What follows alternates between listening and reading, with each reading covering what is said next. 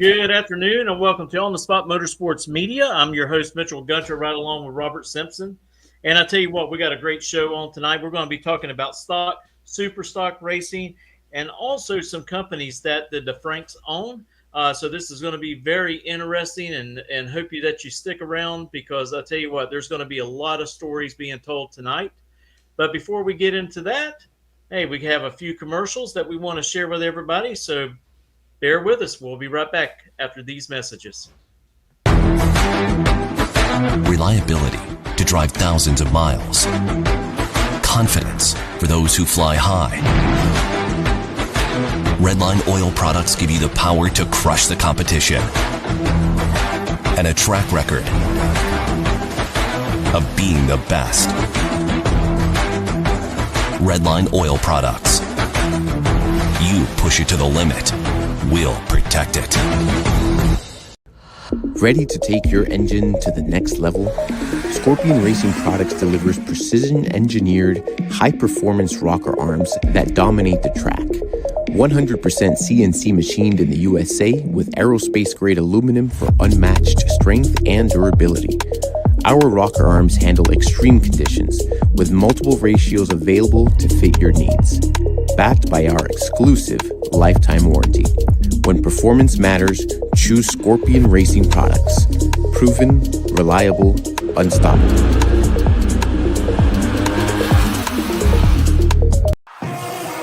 With more than 30 years of engine and drivetrain experience, Big Stuff is your one-stop total power management solution. Whether you're controlling a 600 horsepower street car and want the best drivability, or have a 6,000 horsepower race car, need the most foolproof, reliable control hardware, Big Stuff can do it all. All of our components are designed and manufactured right here in the USA, including our computers, wiring harnesses, touchscreen displays, and more. Nothing is built offshore, and we take pride in being one of the only automotive aftermarket manufacturers that can say this. Learn more at BigStuff3EFI.com or connect with us on Facebook and Instagram for more information. Well, first of all, I want to thank all of y'all for joining us today. Mr. DeFrank, there's three of you, so I want to thank y'all for joining us and giving us the opportunity to talk a lot about y'all's involvement in stock and super stock racing, and of course your companies. And so a lot of people probably want to know what came first, the company, California covers or car covers, or the racing. Mr. DeFrank? Go for it, Pops. Yeah, I'd say the racing went first. I think racing kind of started it all. So I'm sure Jimmy and I were probably in diapers when he started getting into Mopars. So he could kind of tell you a little history of what got him into Hemi Barracudas and darts if he wants to go for it. Yeah. Mr. DeFrank, when did you get your start in racing? Well, actually, I made a mistake, and I went to Irwindale Raceway one evening, and I saw this 55 Chevy station wagon with a big block in it, and I love 55 Chevys, so that really got me warmed up. So I bet it was about 2 weeks later I had a 55 Chevy station wagon, and I was able to buy a 427 engine from a gentleman from a crashed car, and that got me all started. And then we used to race that thing down the Lions drag strip every Saturday night. And we won a lot of bracket races down there, and we did really. We had a great time. And Dell, I can't remember Dell's last name, but Dell Armstrong. Dell Armstrong, yeah, he came up to us and offered to build us a motor, no charge. So we gave him what we had, and he put together an engine for us. And good golly, it was really fast. And from that point, I think we had an opportunity to buy Bill Bagshaw's Hemi Dart, and we moved forward with that. And boy, we never regretted that. I went knocking on my good friend Joe Allreed's door. I didn't really know Joe, but I knocked on it enough times that he finally said, bring that engine over here. Bring that engine over here. So we went over there with that Hemi motor, and he went completely through it. And the rest of it's been history. I wouldn't be where I am right now with all the wins and all the Hemi cars I've had if it wasn't from Joe Allred. Joe Allred was a master mechanic. He was an unbelievable engine builder. I don't know if there's any Hemi engine guy that was as talented as Joe. He was really, really, really very, very sharp. And we've had a lot of good years, and we bumped into Charlie Westcott, and Charlie became a really, really good friend of ours. And with a little help of him and a little help of Joe, and we had Andy, my partner, was an excellent driver in the very, very beginning. And then as time went on, Rick Hauser stepped into his seat, and Phil Mandela stepped into a seat, and then Jimmy started racing, and I made Jimmy and Tony a deal. Jimmy was with us, and we was at the U.S. Nationals, and I think that Jimmy was 14 years old, and he says, "Dad, could I ever have a race car?" And I says, "Jimmy, I'll make you a deal, buddy, you and Tony. If you get me really, really good grades in school, you will have the best race cars." So needless to say, they were both on honor roll all through school, all through college, and everything. And, and everybody knows that they had the best quality and the best cars because they both done very, very well. You make that sound so simple. When I say that, you're like going, "Oh, I just started here. I had Big Bill Backshaws, Red Light Band. I think it was Red Light Band is what I think it was." Yes, I think it was just and Joe Allred, one of historically well-known engine builders of all times on the West Coast. Okay, and then you're just like going, "Oh, and I just stepped up to this step up." You failed to mention the '68 Barracuda that you had, which you were very, very successful. Then you failed to mention, I think it was a 65, right? There was a B or C car. Was it a 65 also? Yes, yeah, that's correct. Okay. Yeah. Okay, that was dominant, Mitchell, on the West Coast especially. But I mean, dominant for the longest times until like you said, you moved on. You got Rick Hoosier and stuff like that involved with it. So I like how you downplayed it, Mr. DeFrank. You're just like going, just having trouble remembering all the details and all the years. I think some of those Barracudas and Darts and Belvederes all just kind of blur together. Oh. And I'm sorry. I wish Mitchell asked for some content, and I wish I could track down more of those Hemi photos for you. But yeah, a lot of good memories there when Jimmy and I were young kids. Pomona with Rick Hauser and Phil Mandela. It was just a lot of good memories back then. Oh, no doubt, no doubt. One of the photos that you did send me was the wagon. Oh, yeah. Tell us about going to Bonneville, please. Oh, that was my 56 Chevy wagon that we had a 327 in it. And I wanted to go and see what it looked like out there in the salt flats. But to be real honest with you, once I got there, the vehicles moved so slow and they were so far away, it was kind of boring. So we brought that thing back home and got into drag racing. It was a lot more fun that way. You could see all the burnouts. You could see the wheelies. That the cars went, really, really pretty fast. It was really exciting. Okay. Well, but that's still, I would have never suspected you would have been you would have gone to Bonneville. But being West Coast, that makes sense. That you got involved, or at least went at least one time. Yeah, there's the one time for everything, right? Yep. Exactly. Well, Robert's got the bug. He wants to go out there himself. I want to go so bad. I really, really do. You want to go to Bonneville? Yes. Oh, yes. Boy. Enjoy it. You enjoy it. Oh, exactly. I've been to the U.S. Nationals. I've been to Daytona 500. I've been to Pikes Peak Hill Climb. Great. You know what I mean? Great. And that's before they paved it. And so one of the last things that I definitely want to do, besides a World of Outlaws event or something like that, is I want to go to Bonneville. Been fortunate enough to go to Indy a couple times, and to see some of the this year, to see some of the things you're involved with. Just not to mention winning Stock Eliminator. Oh boy. Yeah, Jimmy, but also in qualifying, racing against the Emmons. You were very fortunate. You were in the right lane, and Emmons, I can't remember which Emmons was racing the Mustang. Gary's his name? It was Gary? Yes, huh? Okay, and basically, in a nutshell, he's got up off on the wheelie bar and made a right turn, or I think that was about right? He did, yeah. For whatever reason, it went extremely high. too high where it hit the wheelie bar and moved him pretty hard to the right and into our lane. So it was really close. It was funny because as I was leaving and shifting from first to second gear, I could see out of the corner of my eye a real high, wheel stand. His car's bright white, and then I could see it getting closer. So I just kind of prepared to either slow or move. The '69 Camaro was just so nice. I was just thinking I was so afraid to scratch it or hurt it if Gary did hit me. So I kept him in the corner of my eye there, and I started moving to the right a little bit, and then slowed down really hard, slammed the brakes, and he did a good job as well, veering back over into his lane. But I'm so thankful it didn't hit our car.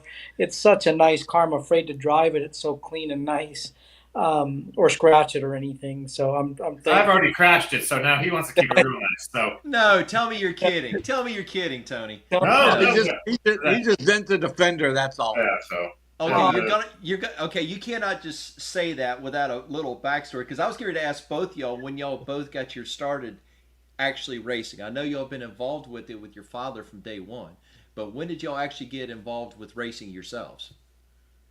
My first season was '95.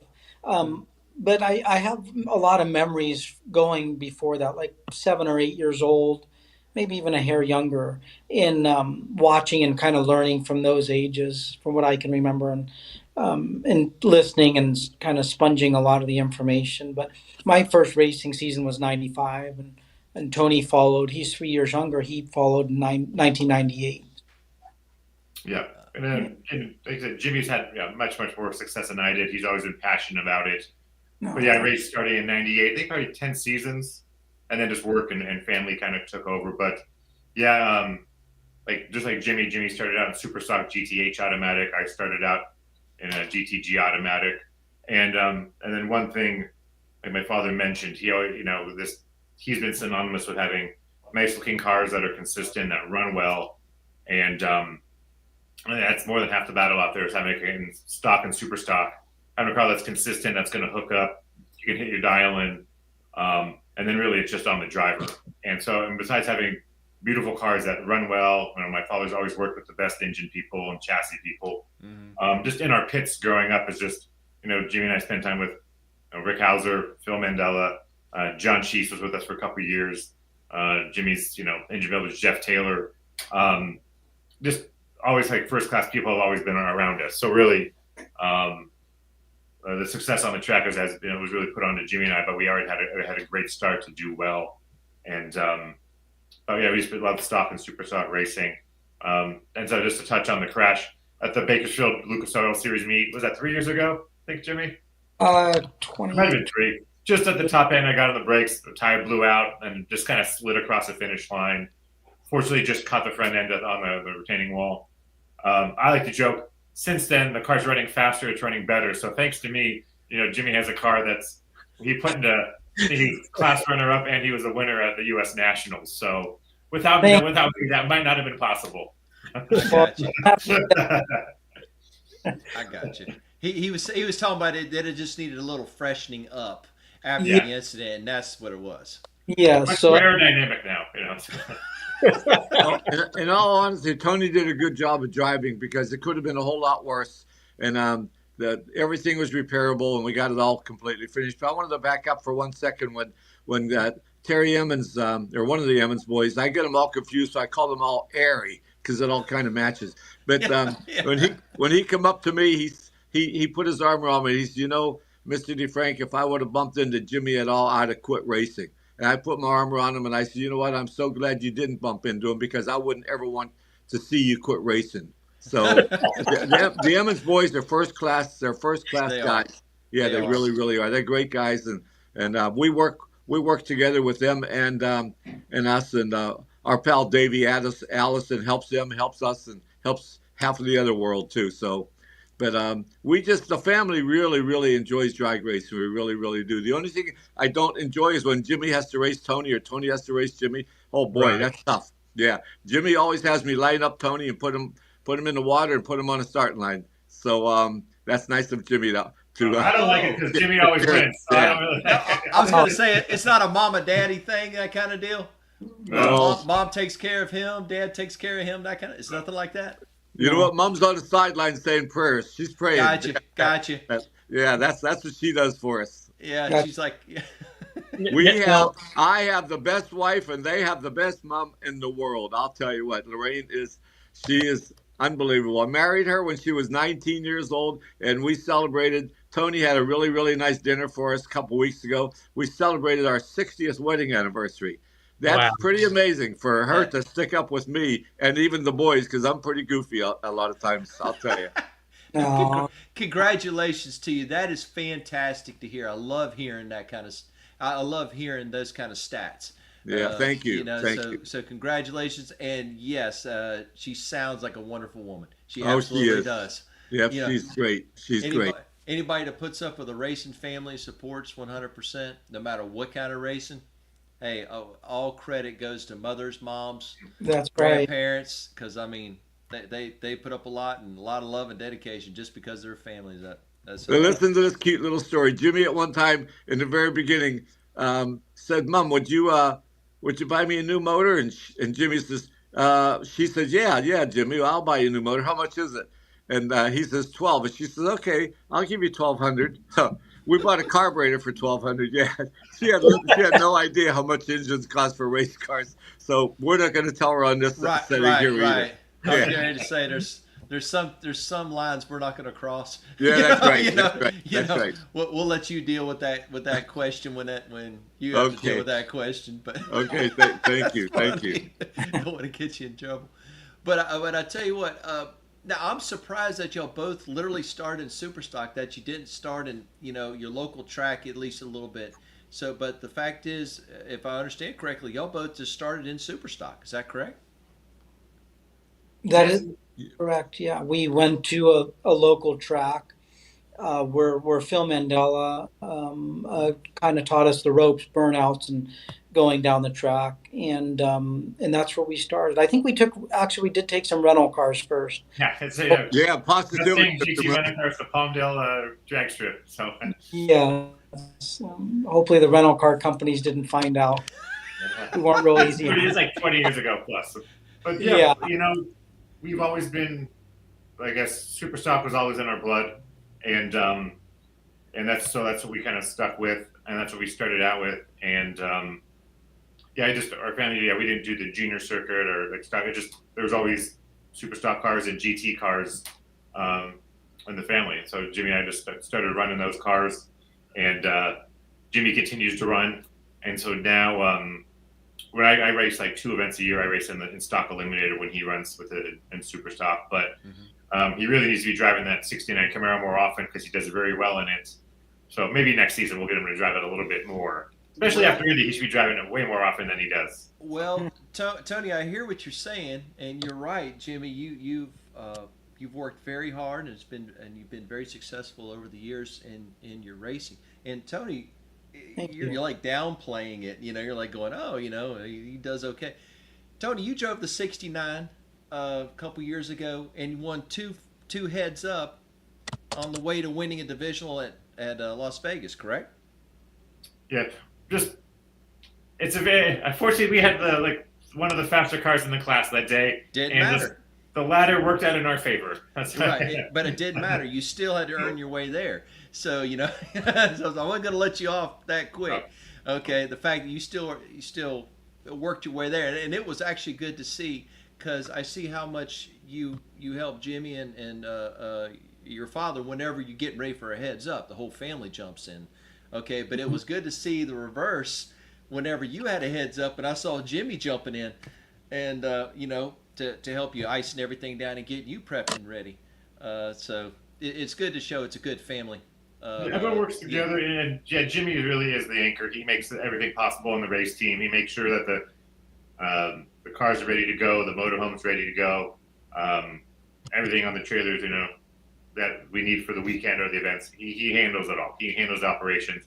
Really, again, anytime I race anymore, I just show up and my helmet and my jacket are there. Okay, then I'm ready to race. And he makes sure everything happens at the track. And so he's a testament and that's why he has the success. He'll be bashful, but 5 national championships.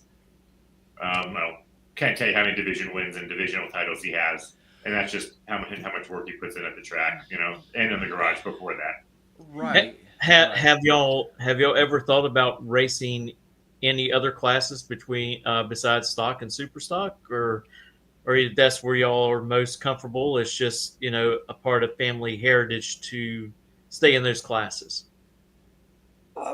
For me speaking, I love stock and super stock the best as a fan and racing them. So I like where we're at, and I enjoy the racers. I enjoy the categories of the cars. So I really like what we do and would want to stay there more than any other category. I don't know about Tony, but Well, they don't have any choice with me.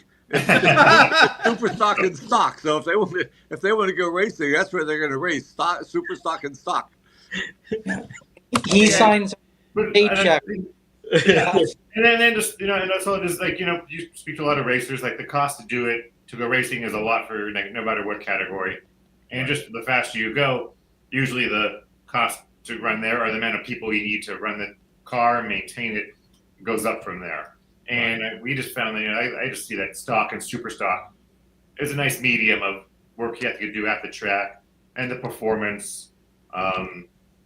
Jimmy, his super stock car is like a mid 8-second car, and there's some maintenance in between runs, but it's not like a pro stock car where you're taking everything apart every round. And stock eliminator for me is fantastic. You just show up and race, and the Copo Camaro goes low 9 seconds, so plenty of speed thrill. It's a very competitive car. So I think probably here on out, I'll be stock eliminator. I don't think Jimmy's ready to let me drive his Cobalt anytime soon. So I was going to say, Jimmy, has anybody else driven the Cobalt? Because I don't ever recall. I remember people driving your Stockers, but I don't remember anybody ever driving your Cobalt. No, I'm the only one that's driven that. Yeah, it does take a little more maintenance.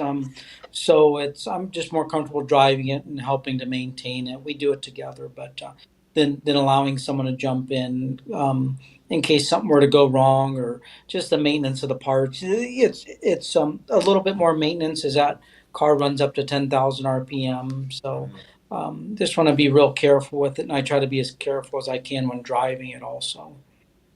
That makes sense. Yeah. Makes sense. One thing about stock and super stock racing, it's very competitive, and I don't know if you noticed, but usually the fans, after nitro categories and stuff, they like walk down in the pits, but yeah, I don't know if y'all noticed it, but more people are starting to stick around in the stands and actually watch stock and super gas and all of the other categories more now than they had 10 years ago, which I think is really great, because I think that grows our sport, and other people's like, I can do this. Yes.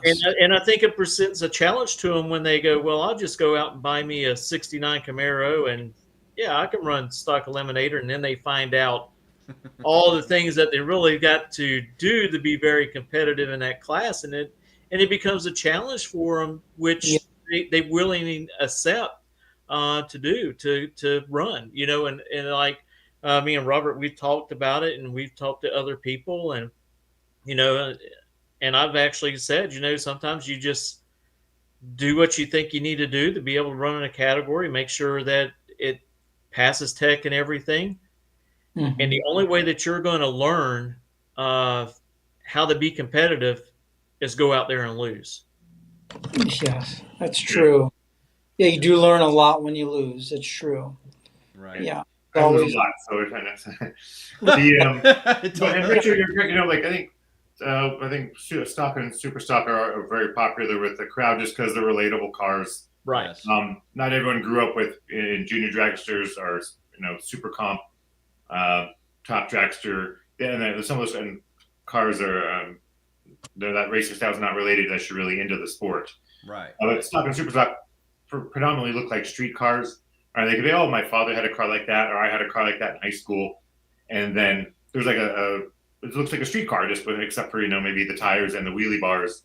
And it looks like a car. So people kind of have there's like a sense of pride or connection to those cars. So if you're Chevrolet person, a Mopar person, a Ford person. There's something for anybody that, I guess, if they're at a drag strip, they love automobiles, and it's a good category to connect with people. Right.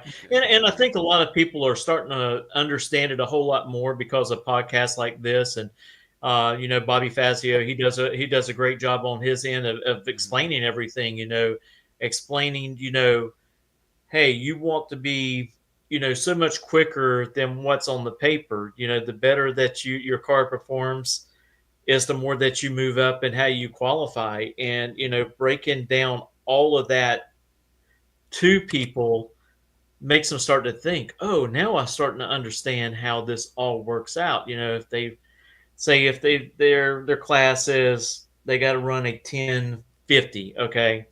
Yeah. Well, they go out there and they try to qualify as best as they can and get as far up underneath the index as possible. And I think that's what has helped make people more interested in the category because they have a better understanding for it. And I think education is key to keep people in the stands to watch stock and super stock. Even when you get over to, say, the 990s and the 10 flat. 1090s. Yeah, 1090s. They don't understand, well, the cars take off and throttle stops and they, why. And, and a lot of people are starting to learn the reasons why. And I just wish the education part would have came out a whole lot earlier than, now. But, with technology, that's the reason why we have all these podcasts now to educate people. And it's drawing people to it more and more. The stands are staying more full, sorry. And I think that's the most important thing. Hey, yeah, the nitro categories are over, but hey, you want to sit here and you need to watch the sportsman racers run. For one, if it wasn't for the sportsman racers, you wouldn't have those nitro cars running down the track. Yeah, true. Yeah. And you're right. I did notice out at Indy how busy it was. Yeah. The stand and around the starting line and so forth. So you're right. It was. I mean, because we moved around during eliminations of the sportsman classes. We went down grandstands and by the fences and were watching different people. And a lot of people were hanging around more and watching sportsmen racing more, which I love it. I'll just stay there all day. And, at everything possible. So I think that's great. And like Mitchell said, educating people and having people like yourselves on here to explain, to share your history, your past and present and stuff like that. While if you're in the sport and understand the sport and know who you are outside of this, a lot of people don't. And it's like we know somebody local who actually literally bought a Copo out of a museum and he's going to run Stock Eliminator next year. Wow. And he's never run. He's a heck of a good driver. He really, really is. On the bracket side, whether it's foot brake or bottom bulb or whatever, he's really, really good. And he's like, yeah, I've always wanted to do it. So he just, and I'm like, do you really realize what you're getting into? He goes, yeah, I made a pass last week. He goes, the tires are 10 years old. And he goes, it spun a little bit, still went a 9 something. he's like that. And, so, and I just kind of just chuckle. I'm like, okay. Yeah, I said, you'll either love it or hate it. And That's right. right. And I said, but hey, man, more the merrier. I want to see him go to the Baby Gators and line up. That's what I want to see. Because I've explained to Mitchell, I've showed Mitchell, because Gainesville's our home track. I said, listen, man, I said, whenever there's class, I said, you've got to be here for class. And he's looking at me, he's like, what do you mean? And I explained to him class eliminations for stock and super stock. And I said, when you get up there first thing in the morning and you see all these racers huddled around their cars, warming them up, got more ice than Antarctica around there. I mean, there's not a cube of ice within a 10-mile radius of that drag strip, no matter what drag strip it is. And I says, taking every bit of weight out, got the tires pumped up to the round, dropping the oil, doing whatever they do to try to make their car quicker. And I said, and it don't matter what. I says, it has a feeling, and it has a complete feeling about it, just how competitive you are. And I don't care if it's an A car down to a W. I said, it's that same feeling. And I said, all for trying to go out there and win class, to win the coveted, earned Wally for class. And Mitchell saw it, so he got a chance to really get the feeling for it. And I know y'all have been doing it for many years, so y'all have experienced it. But can you take a brief moment and explain to people what it means to actually win class eliminations running heads up, whether it be at Indy or Pomona or Vegas or other things like that? Can you take a moment for that? I could probably help with that. Indy, you mentioned, is probably the most special class race of all of NHRA and for stock and super stock, and you can tell by the card counts and NHRA dedicating a whole day at Indy to focusing on that, and that always means the most to us because everyone from the entire country is there, from west coast to east and north and south. So that means the most, but that's, as you said, when cars are running first to the finish line, not bracket racing. Right. And you have the best, like you said, all the A stock automatics against each other, all of the W stock automatics against each other, first to the finish line. So it's stock and super stock are still performance-based categories, although we dial in the eliminator. But it's very exciting. I think we all love it. Particularly Indy. It means so much to win class at Indy, more than any other race still to this day. So Right. Yeah. It's big time bragging rights. it really is. It's very special. It's a big deal. It's still a special feeling, even in 2025. So it's great. Yeah. And Jimmy, what year was it one or two times where you, John, and myself, we all won class at Indy? 1998 and 1999, Tony, with 3 cars. Yep. It was a big Really? deal. A lot to us. What was the third car? Good, Tony. John Sheese, he raced with us maybe 6 seasons. He's a family friend that was actually now builds, for his career, he builds hot rods and race cars, and is a very talented just individual. And he was early on, he was into drag boats, and my dad had, if you recall, it was our GTB and C-Automatic Oldsmobile Calais. Oh, okay. And I think like probably 50 different racers drove that thing and won a race in that car. Yeah. It was a good running car. And then when John ran with us, even 1 year, he was like, I think number 2 in the country in that car 1 year. He sure was. And so for 2 years, I think we won class in B, G, and like H automatic. Oh, okay. I forgot about the Calais. That's a good car. Yeah. Oh, yeah. That car, I think's in Kentucky or Indiana now.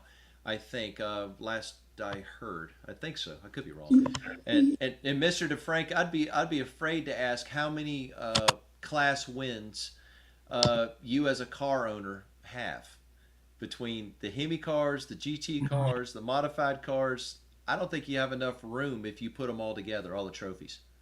I don't know how many times we've won, but it was always an honor to me to try to win class and to win class. We've been very, very, very successful in winning class. I have approximately 122 trophies at home. We have Jimmy, Tony, myself. But we have an awful lot of trophies. I sure hope we don't have an earthquake because I have them all up high. And if they fall down and hit my race cars or hit my hot rods, I'll be pretty disappointed. Then I wish I didn't have all those trophies. But what something Tony mentioned a little while ago, he didn't know for sure how many Jimmy won in our Division 6 here. I think Jimmy's been a division champion 17 times. Yep. Is that right, Jim? Yes. Yep. Yeah. So he's won our division 17 times out here. But right now today, there's a lot of very, very, very, very good drivers in Division 7, 6, and all over the country, really. But he did really, really well. And Tony has done well, too. But Tony, God bless Tony. He has 2 little girls, and his daughters are his family. And they're his and he can't go to the races nearly as much as we would like for him to go to. But his priorities are in the right place. And they both work. And they both work very, very, very hard in the business. The last division meet, I think I let my father down because there was class eliminations there on Saturday afternoon at the Lucas Oil meet, and I think it was a double weekend. And I was, fortunate I got to the semifinals on Friday night, and Jimmy lost in the quarterfinals. So by Saturday, I think I had like 12 passes in the Copo already. I said I got to skip out, and I left the race. I went to my daughter's soccer game in the afternoon. I didn't run class even. So I was like, I've had enough time at Bakersfield. If you've been to Bakersfield, it's hot, it's dusty. You want to limit your time there. You want to limit your time. I like that answer. He was just like, I'm done. Yeah, as I said, I go watch some girls soccer matches. But gotcha. no, yeah, what my father and my brother have done with class wins and just Wally it's impressive, and they work hard on it. I do little to nothing. I just show up. They work year round on the cars, and if they're not at the track, before the big events, there's testing, there's off-season work they do. So yeah, it's a year-round commitment that they put in.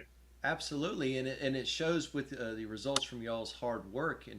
And Jimmy, if I remember correctly, like we spoke earlier, 17 divisional championships, 16 in Super Stock, 1 in Stock, I believe that's correct. Correct. 5 world championships in Super Stock. Okay, I believe, is it 20 plus national event wins? Yes. Okay, and I want to say it was 52 or 55 divisional wins. Yeah, that's staggering. That's staggering alone, just to say that one number. Yeah. Robert, you should be working for NHRA with all the stat knowledge you have. You're like, please, you're the database. Honestly, I can't either, be honest. I never would have imagined you kind of, when you start racing, your dream is just to race and maybe win a race or something. And also the fact that you're one of the few drivers in the sportsman series that has doubled up. Okay, and I at the same national event won 2 categories. Yes. Okay, and I don't know how many times you've done it, 2, 3 times, something like that. Twice, yeah. Twice, and that's only, I think there's less than 10 people. Is that a fair number to say? Less than 10 people in the sportsman that's done that? I think there's probably in sportsman. I'm not sure. I think the total was in the teens or 20s, but may have included pro drivers. But somewhere in that area. But it's hard to do. It's so hard to win, let alone 2 times on the same day. That was tough, but really special. I remember just talking about it, remembering how nervous I was at the last one in Las Vegas. It's tough. It's nerve-wracking. You want to win so bad. But it was very special. That was one of my best racing memories for sure. No doubt. Well, gentlemen, this all three's for you. Okay, individually. What was or is your toughest competitor? Either Mr. DeFrank, either when you were racing, what was your toughest competitor that sticks in your mind? And Tony and Jimmy, what is or was your toughest competitor? Jimmy. Well, for Jimmy, there's a lot more. For me, it was either like him, like Justin Lamb, who won like 5, 6 national championships. He always beat me. And then whenever Jimmy was chasing points, I'd have to go to Noble, Oklahoma with him to a Division 4 meet. And if I went back there 5 times, I think 5 years in a row, I lost in the second round to Vic Penrod at Oklahoma. Really? Yeah, it was guaranteed. I'm like, well, I'm going to lose second round. Okay, let's do it again. And I just, year in, year out, we go to that race. But those are the 3 guys that always gave me trouble. But I'm sure Jimmy has some good races he could talk about. He's like a computer, just like you, Robert. He remembers everything. No, I don't know about that. I'm on good races. I guess I could say who I think the best racer is, and we've had some good races together and probably split results, thankfully. But I think the best racer is probably Peter Biondo, who hasn't been racing a lot. As he, as president of the Spring Fling Bracket Racing Association, has a lot of races. So he hasn't been racing NHRA as much, but I still find and think that he's probably the best. And the toughest races, even when I was able to beat him some, and even when I lost to him, I learned a lot because he's so good and a good person. And we've even had battles down to the championships. in Super Stock that were close, where we'd finished 1 and 2. And I've always thought that he was probably the best at this time, even though he stepped back in just the last few years. But I know you're probably very familiar with him. So Oh yeah. yeah, And Mr. DeFrank, what I about think you? probably the one that I was really happy that Jimmy won was the last one. It was just at Indy in Stock Eliminator with our '69 Camaro. His last 3 rounds were with really excellent drivers. Holy mackerel! I just couldn't believe it. And when Jimmy lost the coin flip and he got put in the right lane, I was pretty nervous about that because there was a few red lights in the right lane that weren't happening in the left lane. And when Jimmy had a 003 light and won that round, oh boy, that was really special. That was a really good race for our whole family. And my wife was there, and she jumped 2 feet in the air. She was so excited. Now, the last time my wife was at Indy, Jimmy won Super Stock Eliminator. And so 10 years later, she goes with us again, and Jimmy wins Stock Eliminator. So, Lorraine, if you're listening, or if you're not listening, you're going to know that you might have to go to Indy every year from now on. I was getting ready to say that the ticket is bought. Yeah, no lie. Oh. Mom's going. Yeah. well Well, said. listen, I don't know how much time we have here, but it's really an honor for you to invite the DeFranks to get on your program here. We really enjoyed talking to you. I was kind of nervous, and I really didn't want to appear in this thing, but I'm happy I did, and you guys are great. And as long as I'm alive, we're going to just keep on plugging away at Stock and Super Stock racing. That's for sure. Now, Absolutely. Mr. DeFranks, now I believe when they were doing the Hemi Shootout Challenge there at Indy, I believe I seen you walking around looking at those Hemi cars. Well, one of the reasons why is not this year, but the last 4 years before this year, the Hemi Shootout was won by my old car. Oh, that's right. Yeah, That's right. that was built by Gary Hansen and Jimmy Thibodeau, who's a friend of mine from Louisiana. He come up to Pennsylvania and hung out with Gary Hansen. He did all the welding, and every time those guys would win, and they're good guys and they're actually friends now. Jimmy and I would go up there because Tony wouldn't be with us at the U.S. Nationals.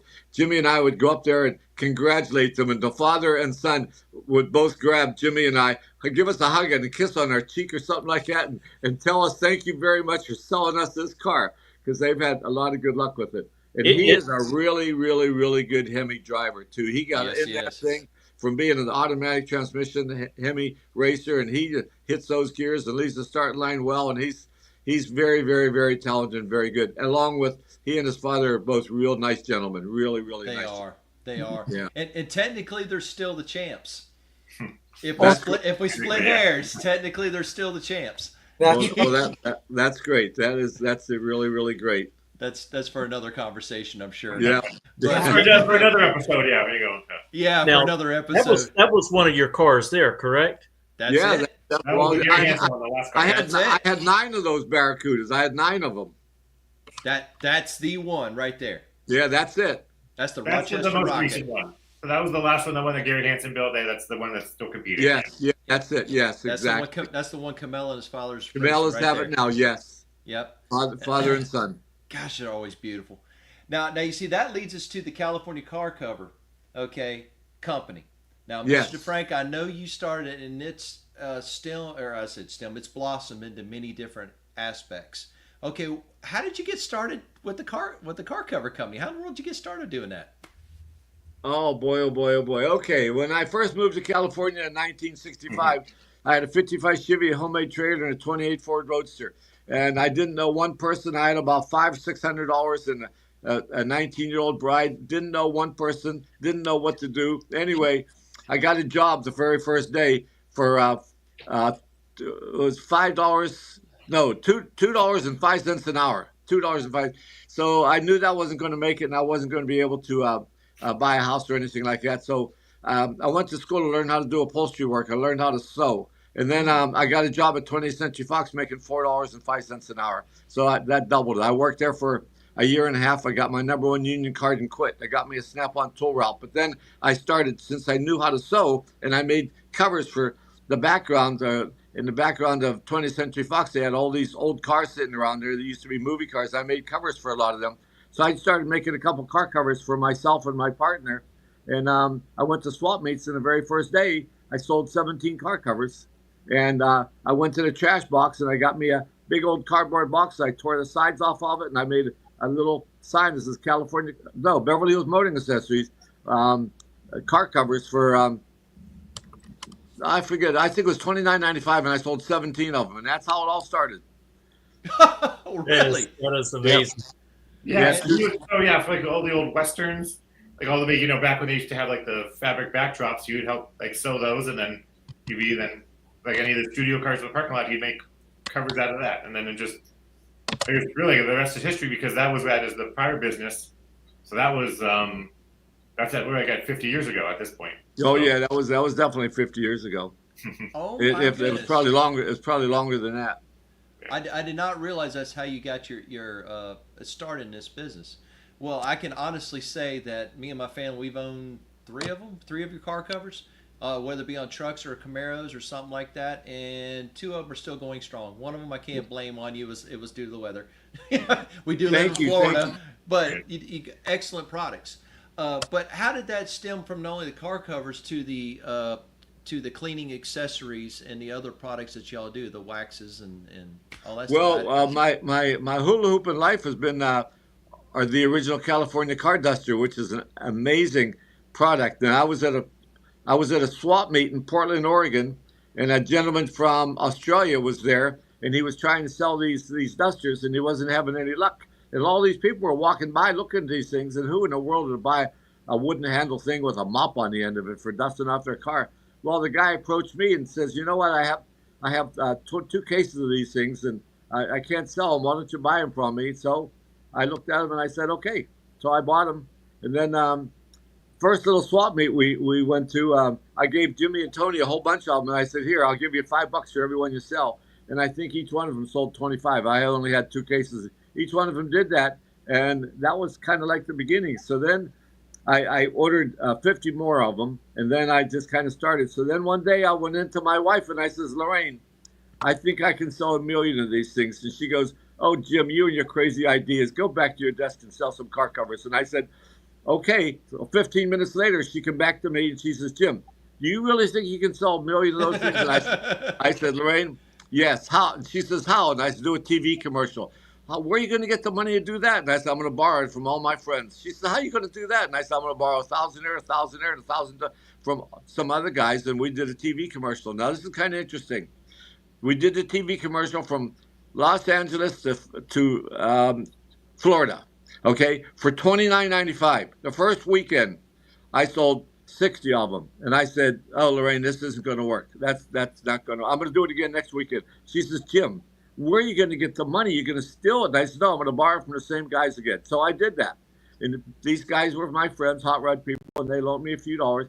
So I did it the next weekend for $19.95. And I sold 6,000. I said, "Lorraine, that's the number, baby doll. People don't have a $30 bill in their pocket, but everybody's got a $20 bill in their pocket." And the history knows the balance. I mean, they know a guy come up to me at the SEMA show. Lorraine and I was there. I had a 41 Ford coupe there, and I had these 2 little girls dusting it off for 3 days at the SEMA show. And this one gentleman kept walking by and walking by and walking by and walking by, but he never talked to me. The last day he said, "You know, I'm interested in your product, but I don't know if I can do it or not." I'm concerned. And I said, "Why is that?" He said, "Can you fulfill a large purchase order?" And I said, "Yes, sir, I can." He said, "How do you know?" I pulled my hand out of my pocket and I shook his hand, and I says, "To me, a handshake is a verbal commitment. If your word and your handshake isn't good, you're not a man." He said, "Okay, I'm going to send you a purchase order on Monday morning." Walmart. I still have them as a customer. It's been 30 years. I have one in my shed that I break out and use. I got one. Thank you very much. Yes, I've had it for 5 years. Yeah, and the dirtier they get, the better they work. Yeah, they keep you. You just got to keep using them, and yeah, Yeah, like my father touched on, between the car covers and then the car duster, it's just to try to be like a source of just vehicle protection for our customers. So we don't get into hard parts like JEGs and Summit like performance, right. But and keep your car or your garage nice. That's what we kind of focus on, and just each catalog or each season as we add products either in the book or online. It's just whatever helps you preserve and protect your your collector car, your race car. That's what we focus on. So if we can make your garage look better, keep it nicer, make your car look better, that's our goal. So the detailing products, the garage items, the ramps, everything, it all kind of ties into just quality products that help you just preserve what you're passionate about. Agreed. Well, they work really good in Yes, late March through April here in Florida because the pollen is so bad. I mean, you can watch the car 5 minutes later. We don't have it out here, but we hear about it. Yeah. I mean, so it works good at car shows to keep that pollen brushed off your vehicle while you're trying to show your vehicle. I mean, it is a very awesome product. Yes, and I can honestly say, if you need something to clean your car or detail it, and you cannot find it in the California Car Cover catalog, it doesn't exist. Okay, because I mean, you literally have everything from not only applicators to buffers to polishers and everything in between. Okay, from interior, exterior. I mean, you have it all. So I'm just telling you this from my experience. I've used your stuff over the years, the past 20 years. Small stuff to bigger stuff, and I've been very happy with y'all's products that y'all have represented because y'all use it too. I watch y'all at the track. Y'all use the same products that y'all sell. So that's always good to hear. But tell us, how can everybody get a hold of you? How can people find your product on California Car Cover? Jimmy? Our website, calcarcover.com, is the quickest growing path for orders and for speaking with customers. But we still have a toll-free line. It's a service-based business, old-fashioned service. So 800-423-5525. Email. We're at a lot of car events over at the races. We're at Good Guys and NSRA shows from coast to coast. We're car people, so we're always somewhere related to cars almost every weekend. So, but we have a small showroom store in Simi Valley, California. But as the world went, mail order and online is the biggest part of our business. But, we're here to answer the phones. We have a wonderful team here every day except Sunday. So. Gotcha. Well, you heard it here first, ladies and gentlemen. You heard it from the gentleman who started it, the family that keeps it going. If you need cleaning products or detailing products or something, you need to get, or car cover, or a detailer or anything like that. You need to reach out to California Car Covers because they are racers and racers support racers. And Tony, you and I, when we met at Bowling Green, that was at a Tri-Fi event. Okay, you were there at that event, supporting that event, just like you were mentioning your brother was and stuff, going to the Good Guys event and other things. And how many events are y'all involved with through the year? Not necessarily participating in, but supporting. Probably, we do support quite a few local swap meets and shows in Southern California. So including those, you'll probably see our team at least 20 events a year. So right now we're off for a bit, but come November, November we have the SEMA show all week. Yeah, then we head to Arizona for Dino's Get Down. We're a sponsor of one of the last Good Guys events of the year in Scottsdale, and we'll have a team in Chicago for their muscle car fans at McCacken, the big muscle car event. We'll have some team members there because we sponsor that show. So anywhere that people love cars, and even when we're not at the drag strip, my father and I enjoy going to classic car shows. We were just last weekend we were in Oklahoma just to go support the hot rod industry. And then I'm sure in the wintertime we'll find another event to go to just to support the industry. Because really, the whole what we do, and we're a relatively small company, but when you go to SEMA, that hot rod alley, it all runs on the weekends and going to cars and coffee meets, car shows, drag races. that's what keeps Hot Rod Alley going, is people buying a cool car or building a cool car and spending a lot of money to keep that car on the road. That kind of keeps us all going. And so hopefully if any of your followers and fans need detailing products or a car cover, hopefully they consider us. We'd appreciate that. But again, as long as they're supporting the industry, it keeps all of us going and keeps all of this going, and we really appreciate that. Yeah, and we do too. And I tell you, I know you gentlemen are busy and you'll have taken time out of your schedule. You're probably ready to go. But I do want to ask you something. Is what do y'all do besides it? What do y'all do as a hobby outside of drag racing? Work on cars. Yeah, there you go. They work on cars. Yeah, I have. Well, I did a 55 Chevy for Jimmy's graduation gift, a black and white one. I did a 56 Chevy for Tony's graduation gift, and it's a black and white 56. And then I did a red and white one for 55 for myself, and I have a 32 Ford full fendered Roadster that's a very, very nice looking car. It's beautiful.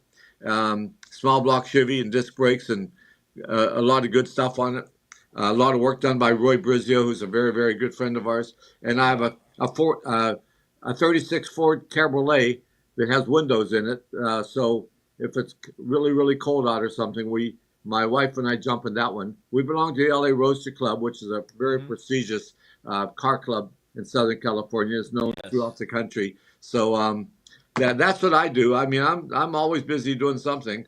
And if I run out of things to do, I go in front of the motorhome, and I shine up, and I move all the dead bugs off of it and polish the front end of it because I know it's all going to happen again.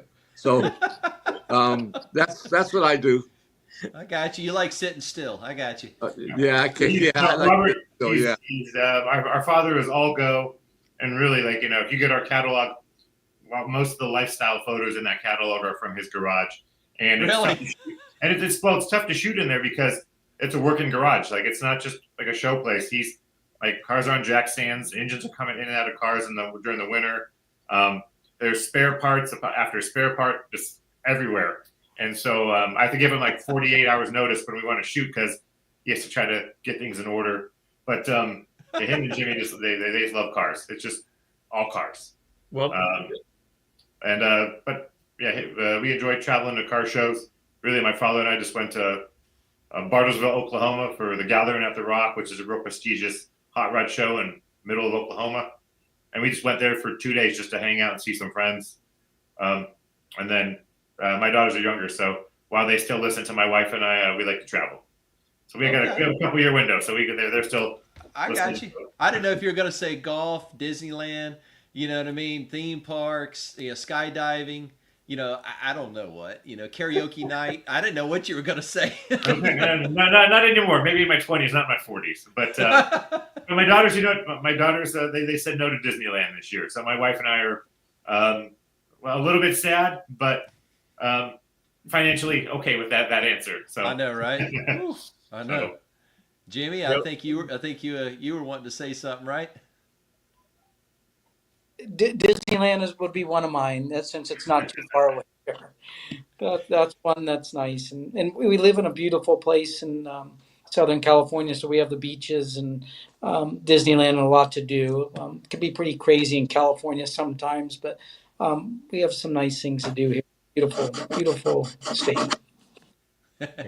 Well, that's like here, me and my wife about killed my wife.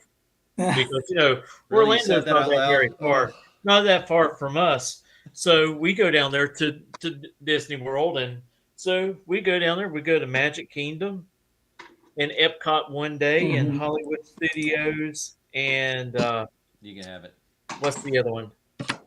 Animal Kingdom the next time, and then I get up the next day and we go to SeaWorld. My wife goes, "Y'all can go. I'm staying here. My legs feel like they're still walking, and I'm laying here in the bed." It's like no more.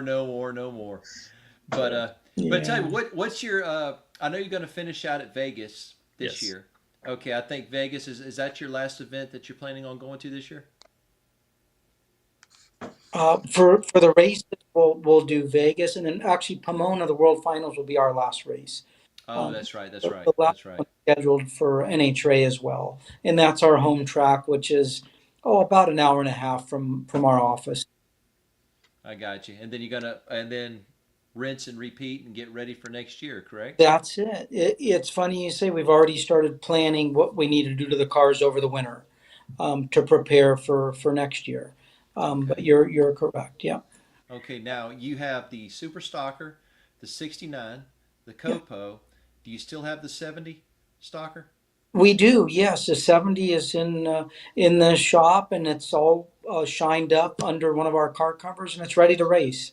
So it's there and ready. It's just we opted to run our 69 Camaro at Indy and recent races, but the 70 is also ready to go. So maintained and ready. It's always nice to have a arsenal selection of Yeah, tools to use. So, yeah, So yeah. speaking of tracks and Pomona's y'all's home track, what is your favorite track? Is it your home track, or do y'all favor more toward Indy or Vegas or?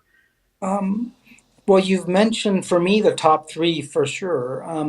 I Indy has probably been up there recently because of how special it is, as you guys know, to be at Indy at the U.S. Nationals and then to race there. And then I would say Las Vegas, as it's close. There are so many races there, and it's just so nice of a facility. It's our most modern facility on the West Coast, and then Pomona being our home track, and having so many special memories there. For me, a first national event win, wrapping up a first national championship. But you did name the top three racetracks for me. How do y'all like Sonoma? That would be probably in the top five as well. Sonoma's beautiful and rolling hills in Yes. the middle of It's North. just a little windy there, right? It is windy. It's actually one of our very hardest racetracks to race at because of the ever shifting winds. It happens quickly. You could be up there in the staging lanes and there'll be a tailwind, and before you enter the water to make your pass, it could be a massive headwind. It's one of the tougher tracks mm, to race at and dial at.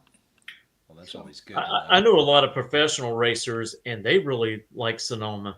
yeah, it's It's a beautiful. nice setting for the track. The track, the grounds, and then being in the Bay Area is just it's a beautiful setting. Yes. Yeah. I think it's just a crowd favorite. It's a little tough to get in and out, but it's you're in Northern California wine country, and there's a drag strip. Yeah, just put it right in the center, right? Right there. And I know Pops will probably say Indy because I think one time he's only missed one Indy his entire life. My favorite track is Phoenix. So and it's not that it's again, I know races at Phoenix knows it's dusty and windy. It's not a beautiful facility, but that my second event ever at NHRA, I won Super Stock there, and I won a couple division meets there. 2 or 3 years ago, I was runner-up at the national event. So for whatever reason, I just had success there. Whereas Pomona's our local track, I couldn't buy a round win at Pomona, so I don't. If I don't race at Pomona ever again, I'll be okay. But Got you. yeah. Well, No, Pops is he's only missed one U.S. Nationals in his whole life. So Mr. DeFrank, is that your favorite track, Indy? I've been to every U.S. Nationals at Indy as a spectator or a racer, for the exception of once. So Wow. yeah, I really do enjoy going to Indy. That's your favorite track. Yes. I got you. But gentlemen, are y'all planning on going to the PRI show this year? no, Not Okay. Jimmy, I don't know. no. Okay, no problem. We were going to see because we were going to catch up with you if you were going to be there, Yeah. and talk to you all again. But I tell you, wanted to tell you once again, thank you very much for coming on tonight and talking to us about your wonderful career, but also congratulations, Jimmy, on winning Indy for the second time. I was going to say a rough start. I mean, but a safe start, but a rough start Yeah. for the weekend. Right. But doing a fantastic job and winning Indy, and the fact that your not only your father and family was there, but your mother was there too. Yes, So sir. that was a wonderful addition. And Mr. DeFrank, thank you for sharing the story of California car covers to us. That's a story I've never heard before, so thank you very much for that. My pleasure. Thank you for asking. Absolutely. And Tony, as always, thank you very much for the hospitality and everything. And we wish y'all nothing but the best this year. And Well, you know what? This all happened because we always see each other at the starting line at the Tri-5 NAS, but you came up and said hi and introduced yourself. And look, like 3 months later, we're here doing this. So exactly. Appreciate it. I appreciate all the follow up on making this happen. And yeah, never know who you're going to meet on the starting line. So so thank you for and you and Mitchell for doing all this. Oh, no problem. And Jimmy, no pressure, but usually when we have guests on, oh boy, they do very well the next race. Well, good. They really do. Come on in. More often then. He's not kidding. This year alone, we're talking this year alone. Everyone we've had on our show, sportsman, racer, or professional, they have done very well afterwards. I'll tell you what, we have Richard Gaston on, runs Pro Stock Motorcycle. Yes. And great. Never had a number one qualifier. We talked about it. And I told him, I said, usually when we have somebody come on, they do really well. You know what he did the next week? Number one qualifier. And he won. And now Sean Reed hadn't won an event. He comes on, talks to us. Like I said, this is all just sheer coincidence and stuff. Yeah, we get such a kick out of it. Then he ends up winning an event. You know what I mean? And after is unfortunate, but he ends up winning an event, qualifying number one in another event. Paul Allen on there, and then the Hidalgos. They came on, and then literally the next week, I can't remember which event it was. And he won, and you obviously know where he's sitting right now in Super Stock. And so I mean, it's just a sheer coincidence. So all I'm saying is, good luck, fellas. Yeah, hopefully it keeps on rolling, and we'll raise another Wally here in less than a week. Well, we'll keep you posted how Jimmy does. At Vegas and Pomona. So absolutely, keep the streak going. Absolutely, but gentlemen, stay safe, and we thank you very much. And everybody out there, once again, reach out to California Car Covers, for all your detailing needs and car cover needs. Because you're speaking to the people that not only started it, but back it up and promote it. And racers support racers. So we encourage everybody to reach out to them. And once again, from us here at On the Spot Motorsports Media, we wanted to tell you thank you very much for coming on tonight. And Robert's correct. Next year at Gainesville, when we start our bracket final, our bracket ET racing, I want to see every car out there with someone wiping it down with a California Duster. Yeah. Oh, that would be fantastic. It won't be a Walmart order, but it would be pretty good. Yeah. We appreciate it all. So thank you. All right, gentlemen. Thank you all very much. Thank you so much for having us on. It was an honor and meet you guys. No problem. We apprate it. It's really a great rest of the week. You too.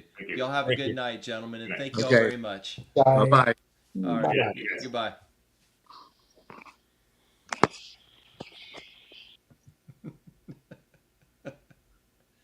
Man, oh man! Oh, what a great show, man!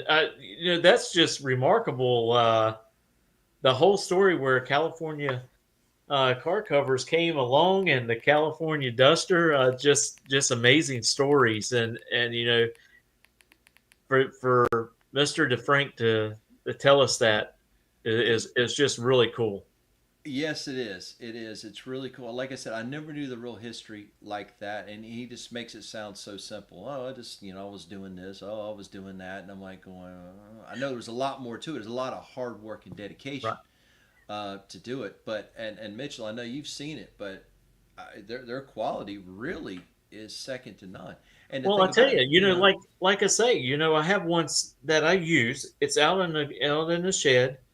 And I've had it for 5 years, and it does just as good a job now as it did 5 years ago. Oh, agreed. And I was referring to, actually, I was speaking of their car covers.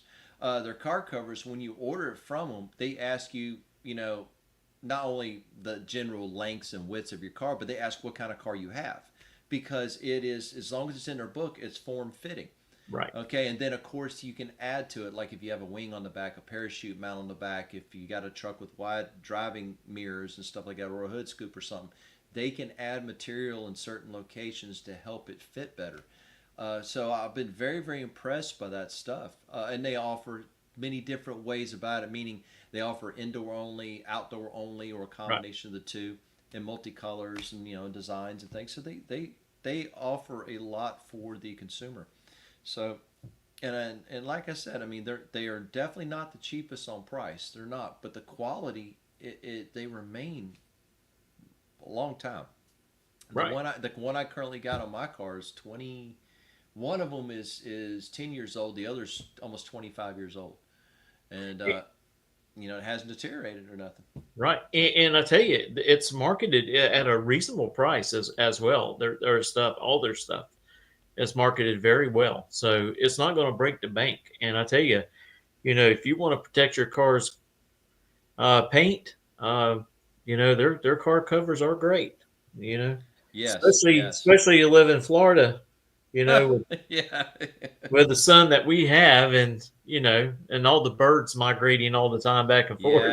yes, and they have some car covers, and they actually say that tree sap and bird droppings. Right. I'm like going, well, they say it right there in the print, and because that's living in Florida, that's what we have, unfortunately, a lot of that, but it is what it is. Well, I tell you what, Robert. One thing I want to say right now is I want to thank Jason Gavin, Cody Savage, and Jacoby Johnson with NHRA, giving me the ability to take photos and videos and do the interviews of the winners of both the finals and the Race of Champions. I had a really great time doing that. And hopefully they will call upon me to do it again. It was just a great opportunity to get out there. And I tell you what, it is buzzing over there on the NHRA Division II Facebook page of the interviews. I mean, Candy Hagedorn, just to speak of her, yes, winning the Wally and the Race of Champions. Yes. That interview is over 10,000 views. Really? Yes, it is. It is great. Just plumb amazing, and and it's about giving those the opportunity to share their story of that weekend or talk a little bit about their past history. And when I interviewed those who run the juniors, the next steps in their chapters. Where they're going, if they're going to be driving a dragster, or are they going to go to a door car? I think it was really good for not just me, but for those drivers as well, to get a little bit of experience with a camera in front of them. I knew there was a couple that decided they declined; they didn't want to do it, and that's fine. I had one person come up to me and says, "Do I really have to do this?" I was like, "You do not have to do anything that you don't want to do." Right. I says, but it will be easy. It will be simple. And he's like, I get a little nervous. I'd rather not. I says, no problem. No problem at all, But the bottom line, like you said, is to give respect, definitely where it's due. The racers did a phenomenal job to win at the Division II bracket finals last weekend in Gainesville, Florida. I mean, we were both there. Bradenton won for the 7th year in a row. Phenomenal turnout, phenomenal job. I can't remember where Gainesville finished. Gainesville finished second, and I believe Orlando finished third. I think Orlando finished third. And but still, I mean, there's people I haven't seen since last year. It was there. It was good catching up with them, and there was some throwdown good races. Yep, right there is the Race of Champions. Yep, that's all your winners from the Race of Champions. Yep, Monica won. Monica Roberts won Sportsman Race of Champions. Gage Birch won, I think, Super Pro. Yes. Yep. And so it was just, it was great. It was great to see that, and happy for them all. They earned it. They did a great job there, and it was a good turnout. It was iffy on weather at best. The last 2 days it cleared up, and they were able to get the race in Saturday and Sunday. But the first 2 days, Thursday and Friday was completely gone. And Thursday was half gone. The gambler races took the main hit, and at a certain time you have to make a decision. Hey, we've got to go ahead and get the finals done, and got to get the Race of Champions done. Right. And Exactly. Cody and Dennis up there, they done a great job of orchestrating that and making sure that they got the race in. Again, I want to thank Jody Kennedy there at Gainesville Raceway and all of her staff for what they've done on the track to give us a good surface. Oh yeah. And They busted it. They busted it. I mean, every time that it stopped raining for more than a couple minutes, they were out there with tractors trying to dry it and trying to get back on there, and then Mother Nature would fight them back. I mean, they worked hard the whole weekend, so I don't know anybody that can complain to the staff. Right. Well, that Saturday night, they had to halt it. It sprinkled a little bit, but it got to the point they had to halt it and move the race on to Sunday to finish up. Right. Because the dew point was getting to the temperature and they were about to meet. So when you do that, you got so much moisture out there getting on the track. You don't want to put no one in harm's way and for them to wad up their car.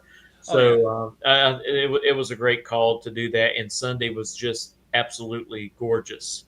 Oh yeah, it worked out. It worked out, and like I said, and our buddy Daniel Salyers, he won Sportsman in the Big Show. He's going to Vegas for the second time. This is the second time for the second time. Yep, I think 2012 was his first one.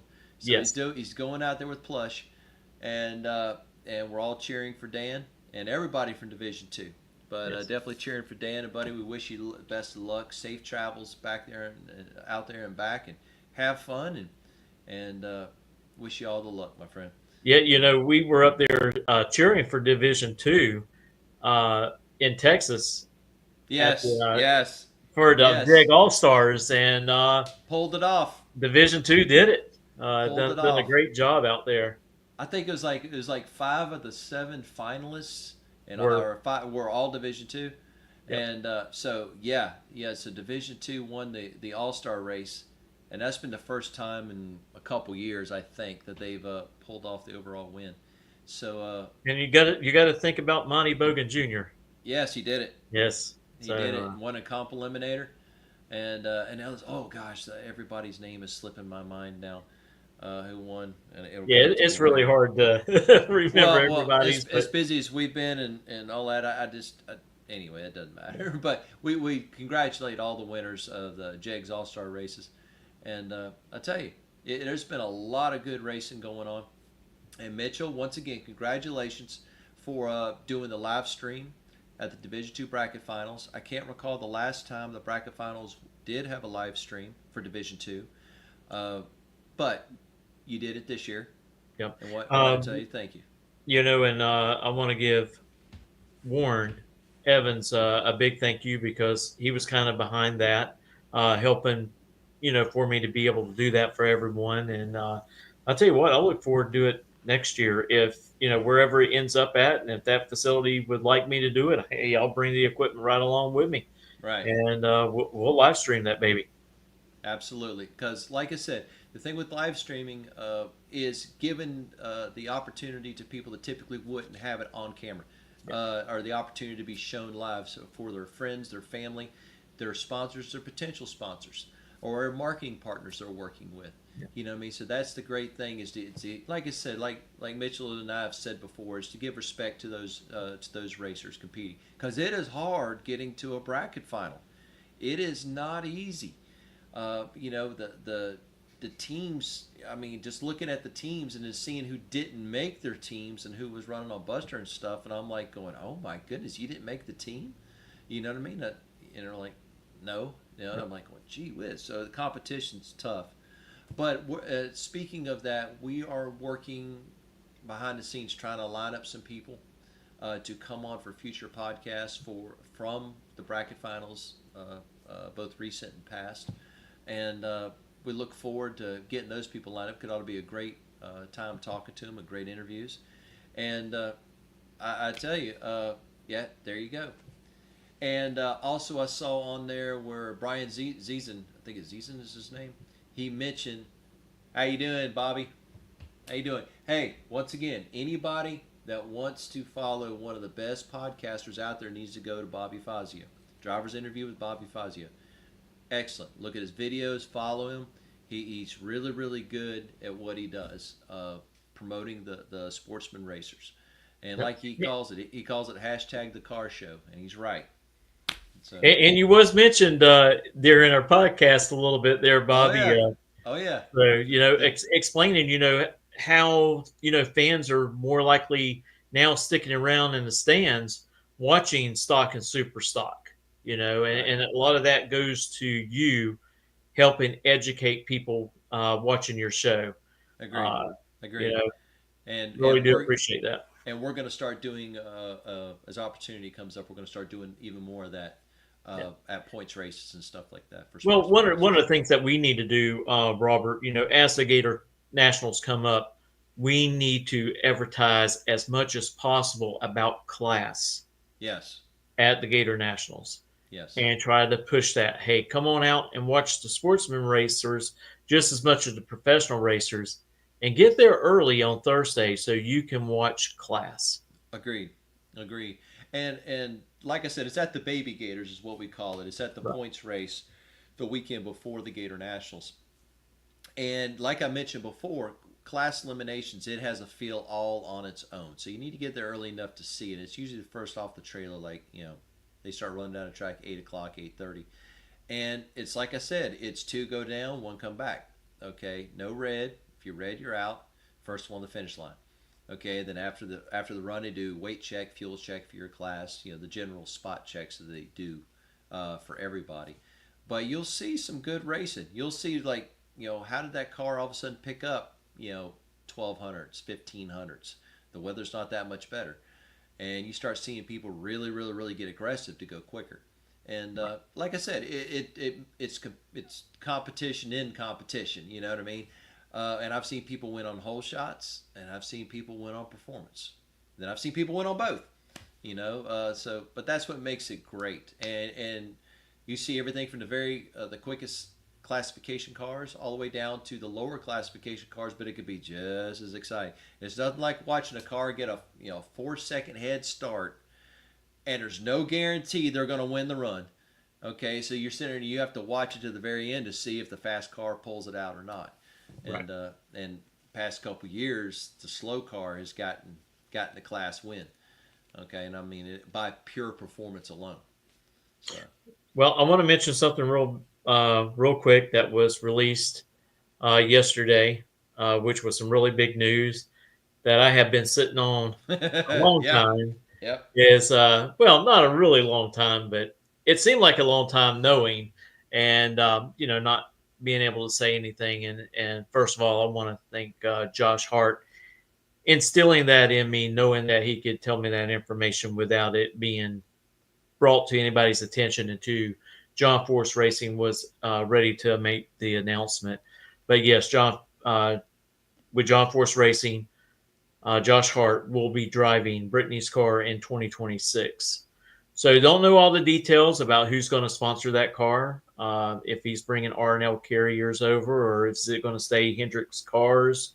But, a lot of those things will be answered probably at PRI.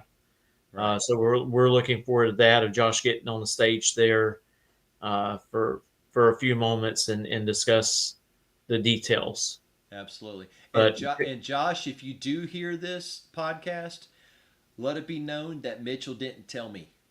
Okay, he did not tell me. All he says, he goes, you know what I mean? He says, hey, Josh is going to be racing in 2026. Yeah. I don't even know if he said that, but he didn't tell me anything. And I didn't badger him. He says no. He goes, I made a promise I wouldn't share nothing. He goes, I'll tell you later. And when it comes out, I said, no problem.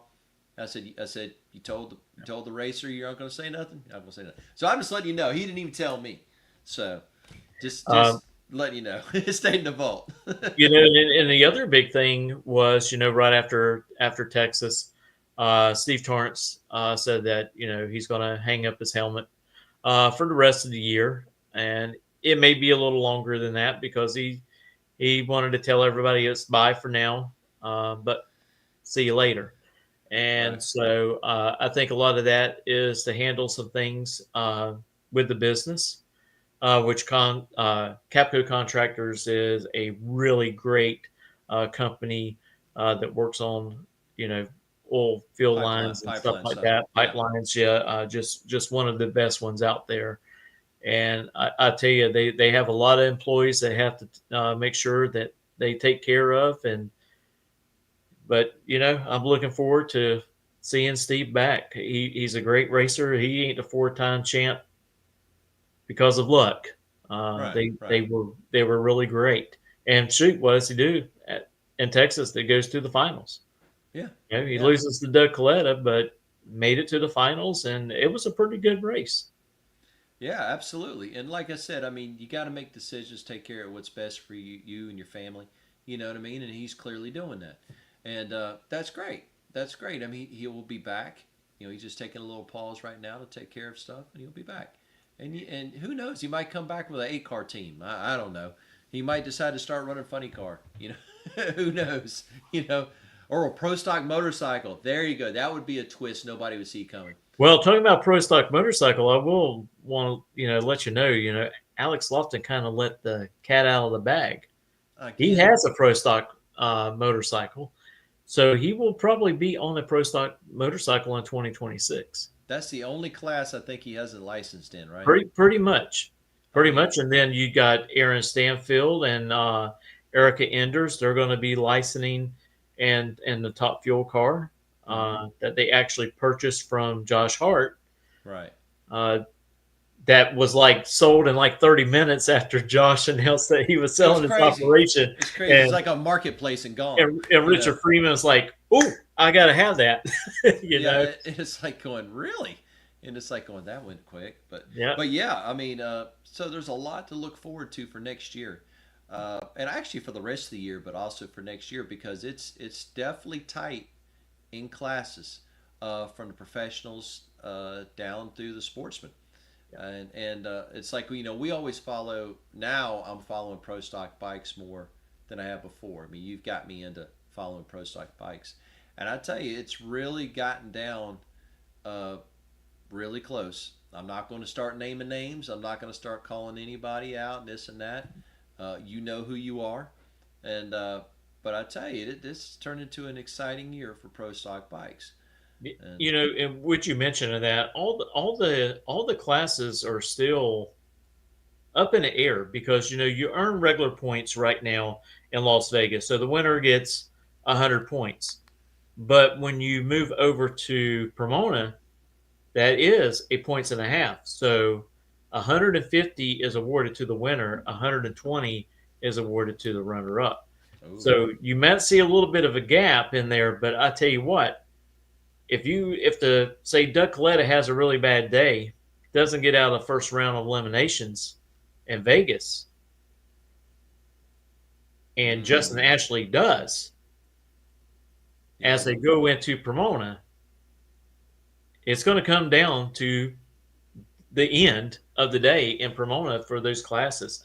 The only class that is pretty much almost summed up is, I would say, pro stock. So it's either going to be Dallas Glenn or it's going to be Greg Anderson. I think 70 points, 70 or 72 points, something like that, separate the two. Right. And you also got to think that's in play. All those baby points, qualifying where you qualify. If you're quicker of the session, you get points there. So all these little baby points add up at the end of the day. Yeah, hence the 72, not just the plain 70, for example. Yeah, no, you're right. It all adds up, and everybody actually leading up, even up to the countdown, was I can't say splitting hairs, but adding up every single point and doing everything possible, which that's racing. I mean, that's just what you should do. But yeah, I mean, we're going to see just where the chips fall. I mean, Greg Anderson isn't a multi-time champ for nothing. He's like Erica. He's had his back against the wall many times, and keeps going. But Dallas has been on a roll. Yeah, he's like a machine out there. And I actually had the honor of talking to Sadie a little bit at ZMAX, and I told her, I was like, man, your husband is like very, very focused. I mean, I hadn't seen Dallas Glenn that focused before. I mean, it's pretty much like he just shuts everything out. When he's in the staging lanes and he's getting ready to go, there's no joking going on. I mean, it is serious business. Puts that helmet on while he's in the car, everything else goes away. Right. He's only got one thing that he's worried about, and that's looking out that windshield. Right. Right. Everybody's got their routine and they've stuck to it and they're doing great. But I mean, that's what makes it. That's what makes it really, really good. That's what makes this sport really good. It's like if you look at stock and super stock, I say that, but all the sportsman classes, you look all the way down to sportsman classes, same thing. They're battling out. They still have at least 2 national events, I think, left. Right. Okay, 2 national events and at least, I think, 2 divisionals. I'll lose track. I think there's at least 2 more divisionals. I know that Or Jimmy Hidalgo Jr. right now, he was leading in what? Super stock? Yeah. Leading in super stock, and I want to say second or third in stock eliminator. I think he's third. Yeah, he still has the opportunity of pulling out a double and winning championships in both. Well, if everything goes his way in stock, he's got a chance. Well, he's got more claims than Strickland already, so it's going to be close in stock. Yeah. Okay, but super stock, he's in the catbird seat. Yeah. But like I said, this is what makes it great. This is what makes it interesting. But like I said, I mean, we can sit here and chat all night about this stuff. Let's do it because we enjoy it. But really, I want to tell everybody out there, thank you very much for following Mitchell and I at On the Spot Motorsports Media on both our Facebook page, Instagram, YouTube, and also Spotify. This interview is going to be uploaded to YouTube, and then shortly it'll be uploaded to Spotify. But we ask you, if you are not following us on any of those platforms, to follow us. Okay, we're really also pushing our YouTube channel. We're asking you, tell your friends and everything like that. We're trying to help that grow, and we have many things planned, and we got a couple. We got some more interviews lined up. And we still have a lot of racing to do. We got a Rob Reynolds race coming up here really soon. Fall Brawl. Coming up in November. And I will be live streaming the Night of Fire at Gainesville on October the 25th. Right. So that's going to be kind of neat to watch. We're going to have some bracket racing mixed in there. I think they're going to bring out jet cars. The jet cars. I don't know if they're going to bring out the nitro cars or not from the Allens, but I do know the jet cars will be there. Yeah, it was the jet cars and it was something else, but no, I don't think there was any fuel cars there this time. But yeah, that's going to be a great race with always a good following, a good turnout. And then there's, I know another race I want to go to, but I'm not going to mention that. But then going in December, we have the PRI show that we're planning on attending there and talk to some people and bring you some hopefully some really cool interviews. Yep. It's always great to get up there and talk to all these companies and talk about their products and new things that are coming out on the market that you may not have heard of yet. So it gives us a great time to mingle with other media sources. And, one of the things that we're fixing to start doing, I'm going to get with Wes Buck, hopefully while we're up there, and try to bring him back on the podcast to talk about his winter series, because once the racing looks like it stopped, it doesn't stop in Florida. The winter series kicks up, and he's got some new things happening this year. I think that's going to be really great for his events. So absolutely. And I tell you, next week ought to be really cool too. Next week we're bringing Carrie Carr on of Larice Motorsports. Okay, and she's going to talk about everything that Larice Motorsports Insurance has to offer, which they are racers that help other racers. Okay, and I say in your time of need, and that could be, I don't mean it necessarily like that. What I mean is they're able to cover your race car on the track and off. Okay, right. They're able to cover your transporter, your truck and trailer, your contents of your trailer. They offer many different things. So she's going to come on here and explain to us what Larice has to offer, and also her husband Shane Carr a couple years ago had an incident with a dragster that was covered by Larice and ended up tearing the car up pretty good. And he'll talk about the claim process and what happened, what steps were taken, and what the results were. So that's going to be really, really good to hear. And also, this comes before the mini million that's happening in Gainesville that Larice Motorsports helps sponsor. So we're really looking forward to that. I've had many questions over the years about how racing insurance works and what's covered and what's not covered.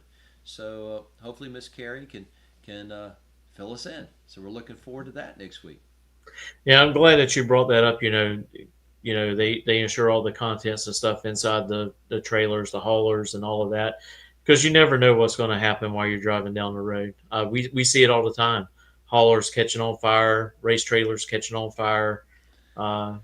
You want that insurance to protect your investment or to replace your investment that you have. So Agreed. And it's one of those, have it and don't need it versus need it and don't have it. Right. For sure. But, like I said, we look forward to that interview next week, and we have a couple others lined up that we'll mention next week.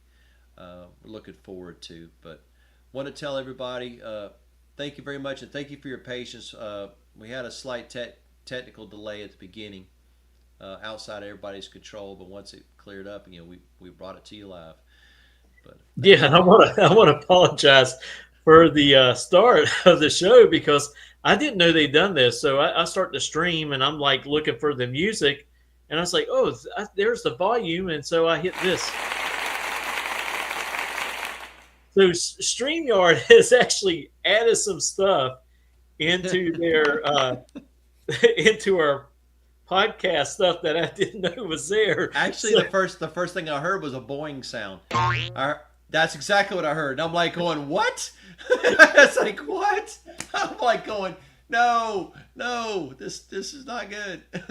Hey, this is Robert right before he gets ready to race. Racing heartbeat. Yeah, that's all up in my ears. That's what that is. You know what I mean? And then I go out there and kick it red or 10 something green, Yeah, so. Well, I was really good until I wasn't. Right. Same here. Yeah, 005, 020, 019, and red. And then not. But anyway, once again, ladies and gentlemen, wanted to tell you thank you very much. We appreciate everybody's support. And like I said, we look forward to y'all coming back again next week. Everyone take care until next week. Everybody from On the Spot Motorsports, have a good night.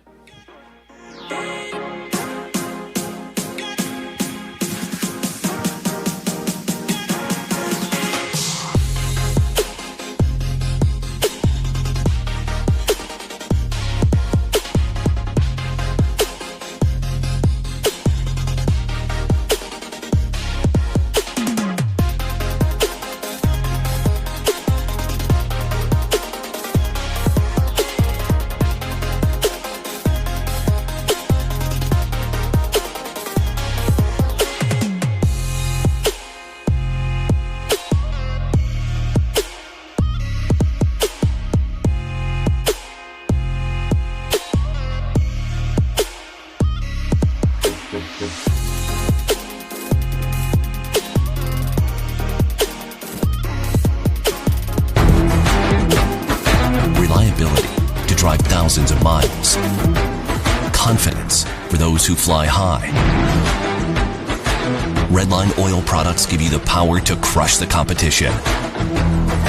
And a track record of being the best. Redline oil products. You push it to the limit, we'll protect it. Ready to take your engine to the next level? Scorpion Racing Products delivers precision-engineered, high-performance rocker arms that dominate the track.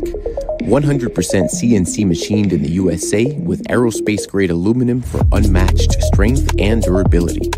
Our rocker arms handle extreme conditions with multiple ratios available to fit your needs. Backed by our exclusive lifetime warranty. When performance matters, choose Scorpion Racing products. Proven, reliable, unstoppable.